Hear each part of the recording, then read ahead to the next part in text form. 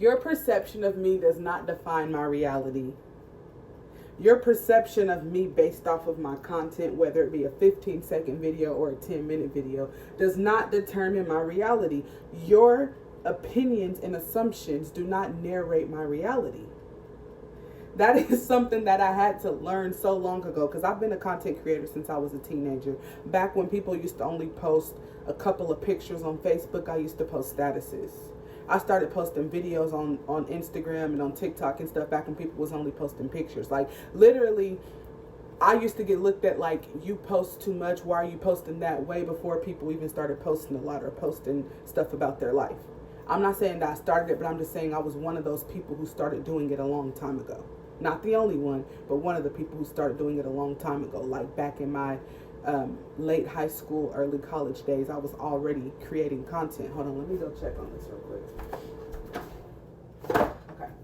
So, back then, I used to argue with people. Back then, I used to be ready to squabble with people because people will make the most horrendous and outrageous remarks and expect that because you posted your content on social media that they were validated in what they said, and don't let you have a response that goes against what they said. Now, all of a sudden, maybe you shouldn't post content because you're too sensitive. My thing is, if you're going to post insensitive comments, what makes you think that the person who created the content and who those comments phone goes to, what makes you think that that person is not going to have anything to say back to you? Now, granted, God has worked on me, okay? God has worked on me. My testimony is real. And if you purchase my book, the link is in my bio, you will know I've been through a lot. My testimony is real. But outside of my testimony, I'm still a human being. And with me being a human being, I still do have emotions and feelings.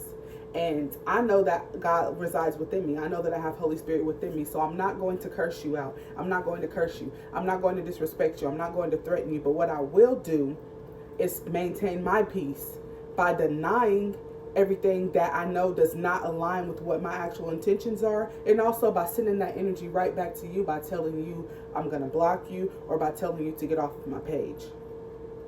People assume that if content creators don't just curl up in a ball and die, or just start crying, or just delete their content, or just stop making content, that they reacted the wrong way. Me being able to come back at you is not me reacting the wrong way. The old me would have came back at you and hurt your feelings and made you want to jump off a cliff. But the saved me is just going to tell you what actually is my real intentions, going to show proof, and then after that, if you still want to keep arguing with me, I'm going to block you. I have no reason to attack your character when I don't even know you. You have no reason to attack my character when you don't even know me.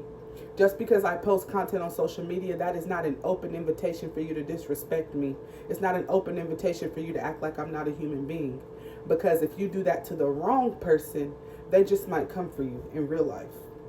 They might come for your job. They might come for the way that you look. They might do something disrespectful to you. You don't know. Some people out here are really crazy. There are some really crazy and malicious people. Y'all are lucky that y'all are choosing the right one to make racist remarks at, to call out of their name, to body shame. Like, you guys choose the right one when y'all do it to me, because I'm not about to do it back to you.